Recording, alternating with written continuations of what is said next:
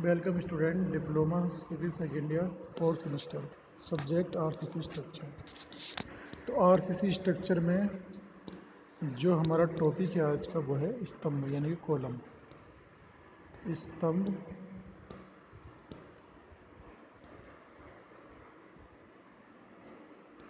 यानी कि कॉलम।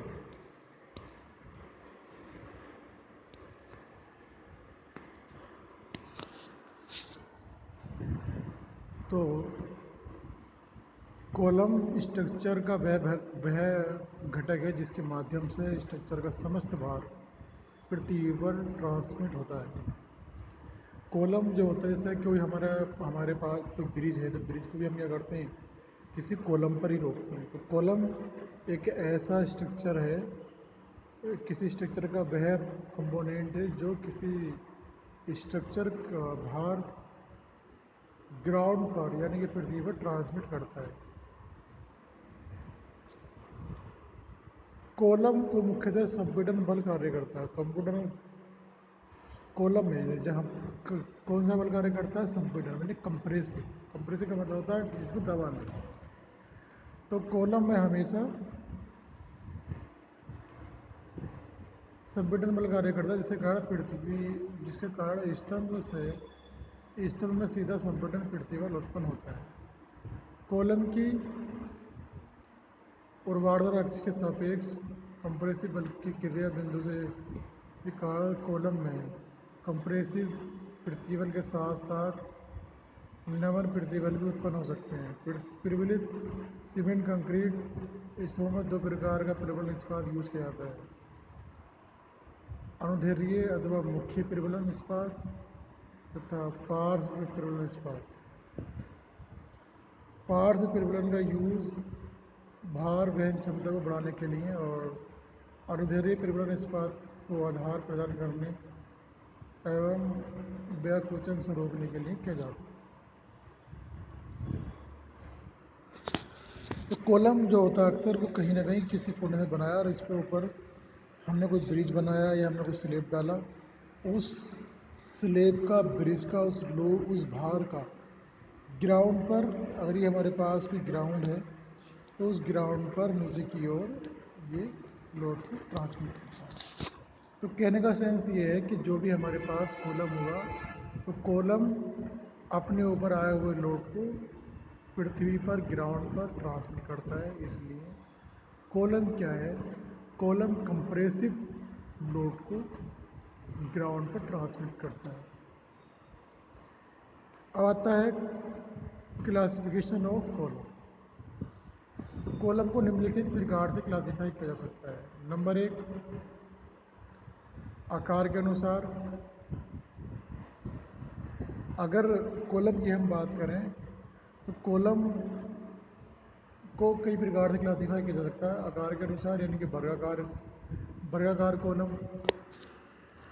अब डिज़ाइन की बात आती है तो हमने कोई वर्गाकार कॉलम भी हो सकता है हमारे पास। आकार के अनुसार सर्कुलर कॉलम भी हो सकता है, आयताकार भी हो सकता है, एल टाइप भी हो सकता है और टी टाइप भी हो सकता है। तो हमारे जो कॉलम है वो सब कॉलम दिखा रखें कि हमारे स्क्वायर भी कॉलम हो सकता है और आयताकार भी हो सकता है, वृत्ताकार भी होता है, एल टाइप भी होता है, टी टाइप भी होता है। ज़्यादातर जो कॉलम यूज करते हैं वो सर्कुलर और स्क्वायर वाले कॉलम ज़्यादा यूज होते हैं। तो साइज के अकॉर्डिंग कॉलम जो हमारा हो सकता है वो स्क्वायर, रेक्टेंगल, ट्रायंगल,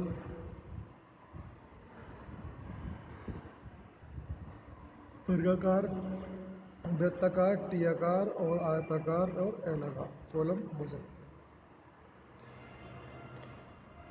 हैं। लंबाई के अनुसार, अगर हम लंबाई की बात करें तो लंबाई के अनुसार पेडेस्टल कॉलम, इसकी प्रभावी लंबाई न्यूनतम पार्श्व माप के 3 गुने से कम होती है। पेडेस्टल स्तंभ लंबाई के अनुसार इसकी प्रभावी लंबाई न्यूनतम पार्श्व माप के 3 गुने से कम होती है। लघु स्तंभ प्रभावी लंबाई न्यूनतम पार्श्व माप के 12 गुने से कम अथवा बराबर होती है। दीर्घ अथवा स्लेंडर स्तंभ।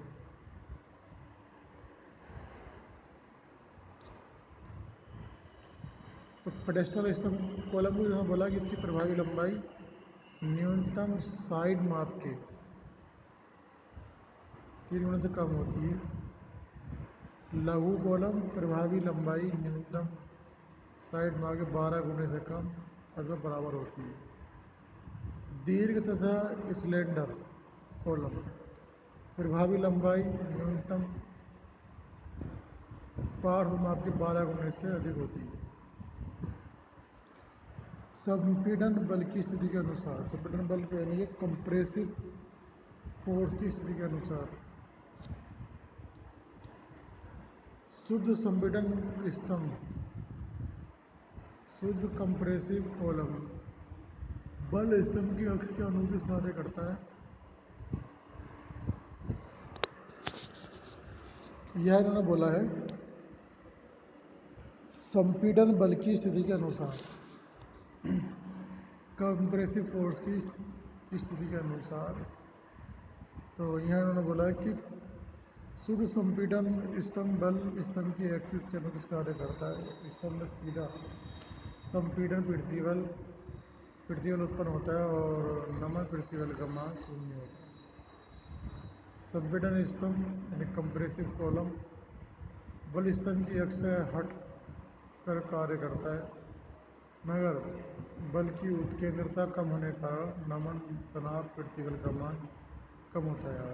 मतलब परिणामी पृथ्वी बल पूर्णतः संपीड़न पृथ्वी बल होता है। स्लेंडर स्तंभ बल की उत्केंद्रता अधिक होने के कारण स्तंभ में तनाव पृथ्वी बल भी उत्पन्न होता है। पार्श्व परिवहन के अनुसार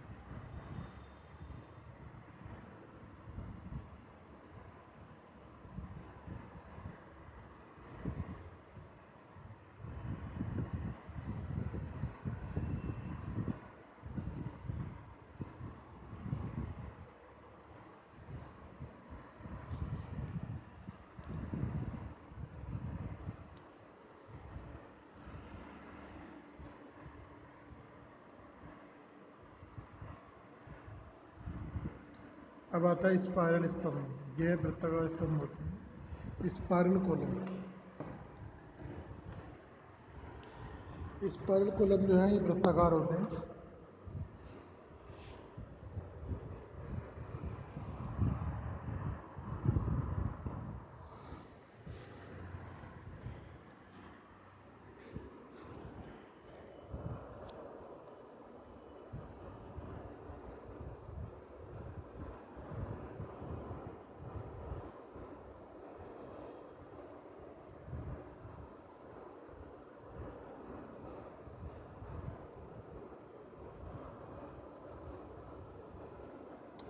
स्पाइरल कॉलम ये सर्कुलर कॉलम होते हैं जो साइड पिलर के लिए स्पाइरल का यूज़ किया जाता है। अब यहाँ पे जो कॉलम दिखा रखे हैं, इन्होंने क्या किया है कि यहाँ पे प्रबलित आरेख, प्रतिबल आरेख,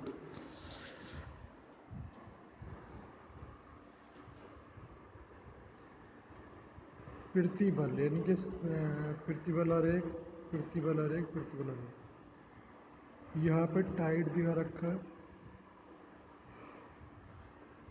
और यहाँ पे स्टील दिखा रखी है।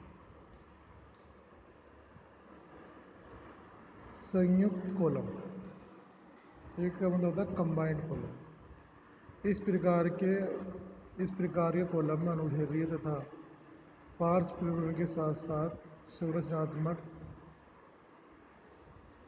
इस्पात, कास्ट आयरन से निर्मित अवयवों जैसे फर्स्ट खंड, चैनल आदि का यूज़ किया जाता है।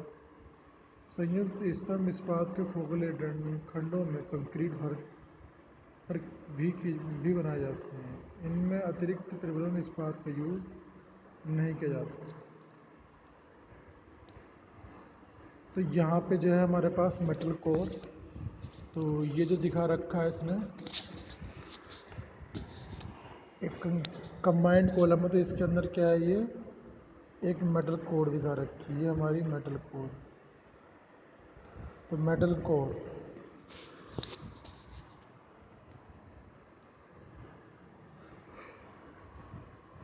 इस प्रकार के कॉलम में लॉन्गिट्यूडिनल तथा साइड प्रबलन के साथ साथ संरचनात्मक इस्पात कास्ट आयरन में से निर्मित अवयव जैसे आई खंड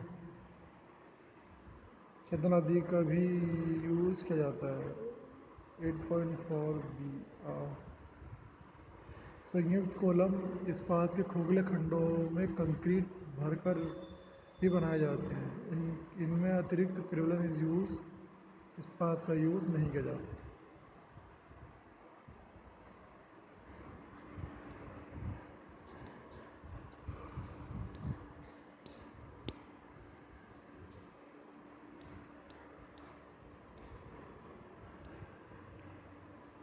अब आता है बल के अंतर्गत स्तंभ का व्यवहार।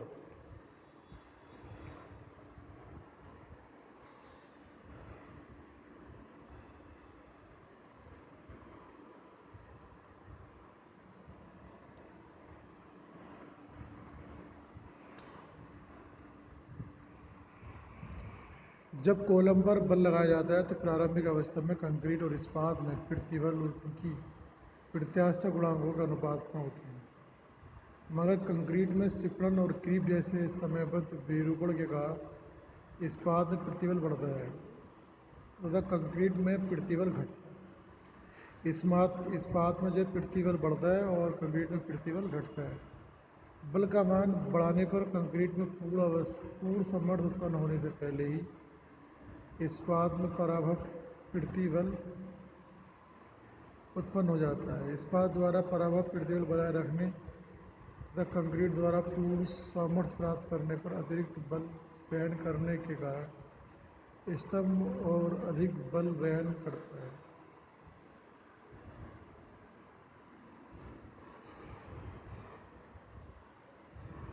विरूपण और बल।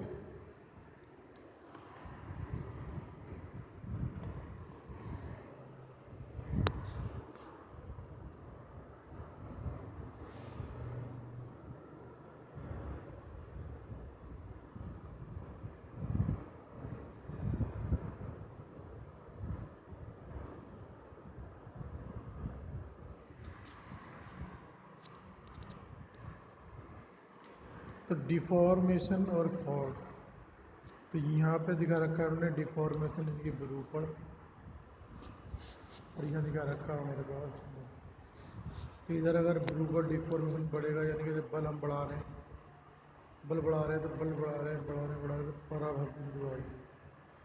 पराभव बिंदु आ गया, फिर हमारे पास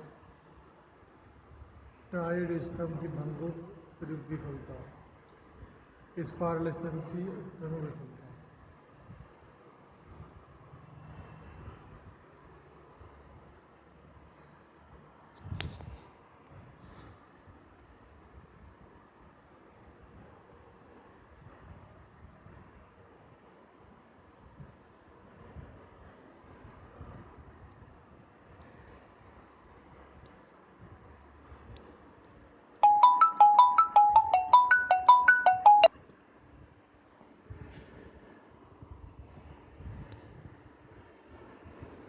टाई स्टम्प कंक्रीट विफल, तो यहाँ पे हमें फिगर दिखाई है। तो इस फिगर में देखा जब हमारा फोर्स बढ़ता है तो हमारा डिफॉर्मेशन एक पराह बिंदु पर आके फिर टाइड इस कॉलम की भंगुरता विफलता,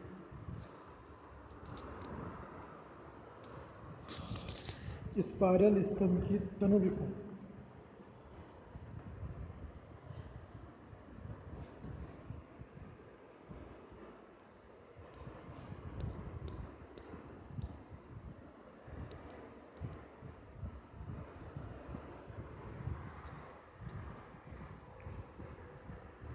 इस्पात द्वारा पराभव प्रतिबल बनाए रखने में कंक्रीट द्वारा पूर्ण सामर्थ्य प्राप्त करने के अतिरिक्त बल वहन करने के कारण स्तंभ और अधिक बल वहन करता है। ये ठीक है दिखा रखा।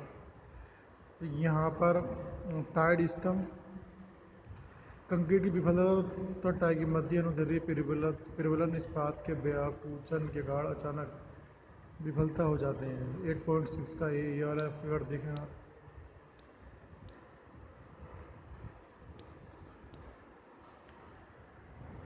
इसके विपरीत स्पाइरल स्तंभ अंतिम विफलता के पूर्व अत्यधिक डिफॉर्मेशन प्रदान करते हैं। 8.6 का भी स्पाइरल परिवलन स्तंभ की सामर्थ्य में मामूली वृद्धि करता है और परंतु ये पराभव बिंदु के पहले बहुत लचीलापन प्रदर्शित करता है, जिसके कारण स्पाइरल स्तंभ में की विफलता डक्टाइल होती है। तो क्या होता है कि जब हमारा डिफॉर्मेशन होता है ये हमारे पास कोई बल लगाते तो ये टाइट कॉलम की भंगुरता की विफलता हो जाती है। जिस तरीके से यहाँ दिखा रखा है कि जब हमारे पास स्ट्रक्चर पर लोड पड़ता है तो हमारा स्ट्रक्चर कभी कभी क्या है, ये स्टील वायर तो ये इस तरीके से मुड़ जाती है।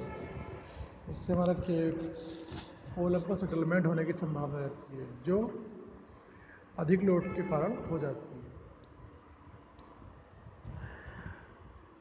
तो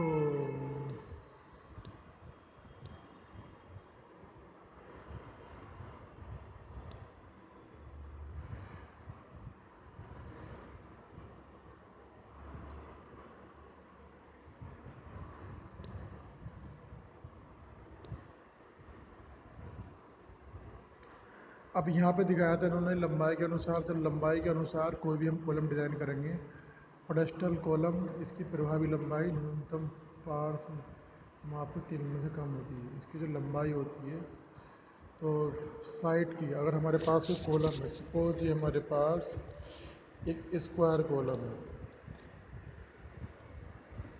ये मान लीजिए हमारे पास स्क्वायर कॉलम है।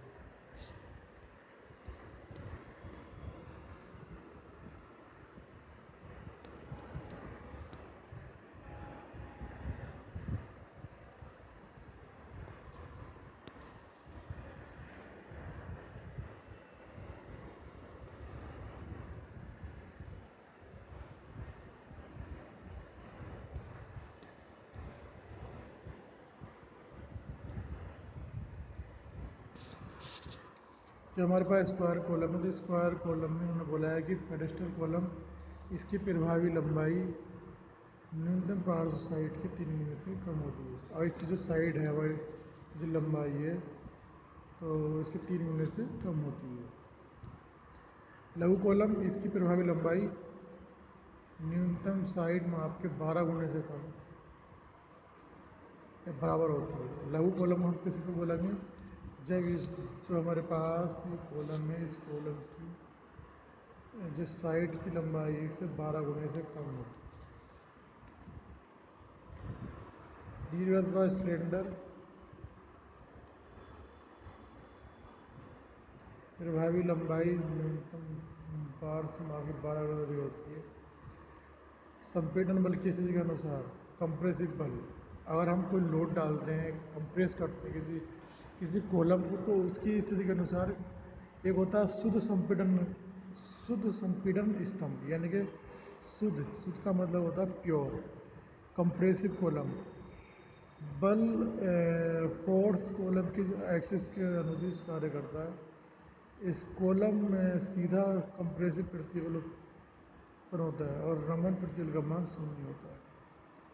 तो याद रखें जो कॉलम होता है हमारा, कॉलम पे कैसे लोड आता है, कंप्रेसिव लोड आता है। ये मेरा कॉलम है, इससे बहुत बड़ा मैंने लोड डाल रखा, तो कॉलम पे कैसे लोड आएगा, कंप्रेसिव लोड आएगा। और इन्होंने बात बोली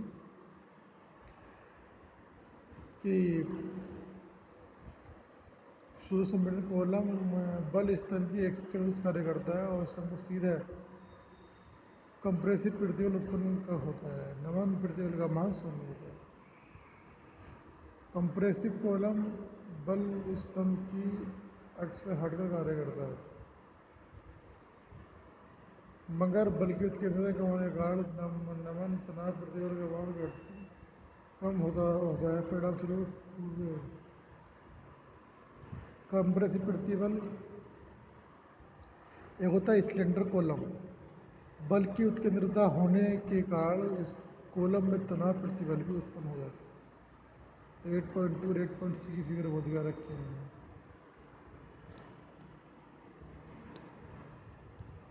8.1, 8.2,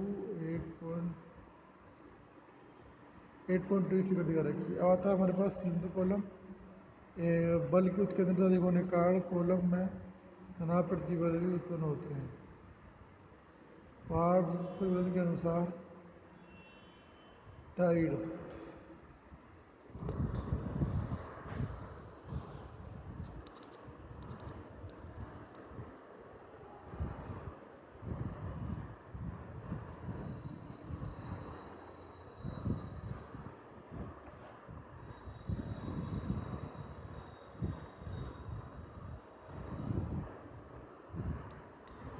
आता है साइड परिवर्तन के अनुसार टाइड, कॉलम साइड परिवर्तन के लिए वर्गाकार, आयताकार और वृत्ताकार छल्लों का यूज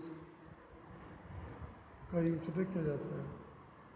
तो ये चैप्टर हमारा कॉलम का था। तो कॉलम हमारे रेक्टेंगल, ट्रायंगुलर, वर्गाकार, वृत्ताकार, एल साइज और टी शेप के हो सकते हैं। तो कॉलम किसी भी स्ट्रक्चर के लिए वेरी वेरी मोस्ट पार्ट है। जैसे हम कोई स्ट्रक्चर डिज़ाइन करते हैं तो हमने ये कॉलम खड़ा करा, एक कॉलम हमने यहाँ खड़ा कर दिया, एक कॉलम हमने यहाँ खड़ा कर दिया, एक कॉलम हमने यहाँ खड़ा कर दिया, तो फिर इन्हें आपस में कनेक्ट करके जोड़ते हैं। तो हम बहुत सारे कॉलमों को क्या करते हैं, जब कहीं पर ये हमारे सपोज करो गाइड लाइन है, ग्राउंड लाइन है, ये हमारी ग्राउंड लाइन है। अब इस ग्राउंड लाइन पे हमें कॉलम खड़ा करना है। कॉलम खड़ा करने के लिए हमने कॉलम खड़ा करना है। अब इस कॉलम पे हमें जितना भी लोड डालेंगे उस लोड के नाम से वो हमारा निकला है। अब हम सपोज करो इस पर हमने इस पर ब्रिज बनाया इस कॉलम पर,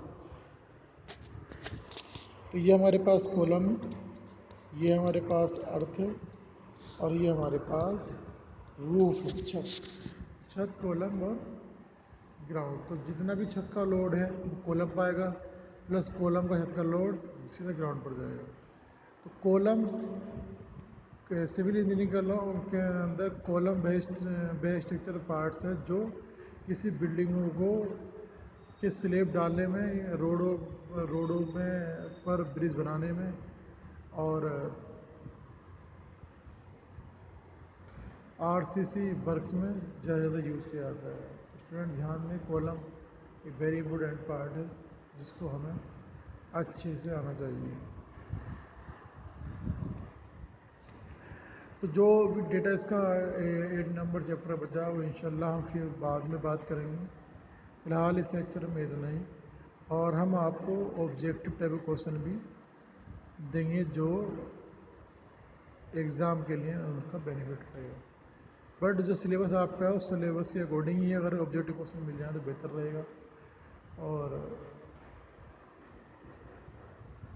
हमें चाहिए कि हम समय पे अपने ऑब्जेक्टिव क्वेश्चन को कवर करें और आने वाले एग्ज़ाम की अच्छी तरीके से प्रिपरेशन करें। तो आरसीसी स्ट्रक्चर के अंदर कॉलम में जो भी आपका इम्पोर्टेंट पार्ट रहा है ज़रूर नेक्स्ट लेक्चर में हम उसको लेंगे। तो इस लेक्चर के लिए स्टूडेंट इतना ही। बाकी नेक्स्ट लेक्चर में हम आरसीसी स्ट्रक्चर का कोई नया पार्ट यानी कि इसी कॉलम वाले टॉपिक पर से कुछ न्यूमेरिकल और कुछ न्यूमेरिकल फाइंड करने के फार्मूले भी आपको बताएंगे। तो आप इसके टेस्ट के लिए भी रेडी रहें। मैं आज शाम तक जरूर शेड्यूल डाल दूँगा कि कहीं ना कहीं आरसीसी स्ट्रक्चर का कल हम इसका एक टेस्ट लेंगे। तो डरने वाली कोई बात नहीं है, टेस्ट एक बहुत सिंपल टेस्ट लेंगे, जो पढ़ा दिया गया है उसी में से टेस्ट आएगा ताकि हम कंफ्यूज ना हो। तो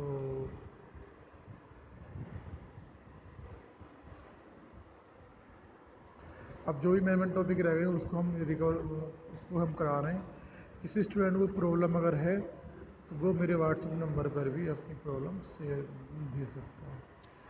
तो थैंक यू क्लास, इस लेक्चर में इतना ही।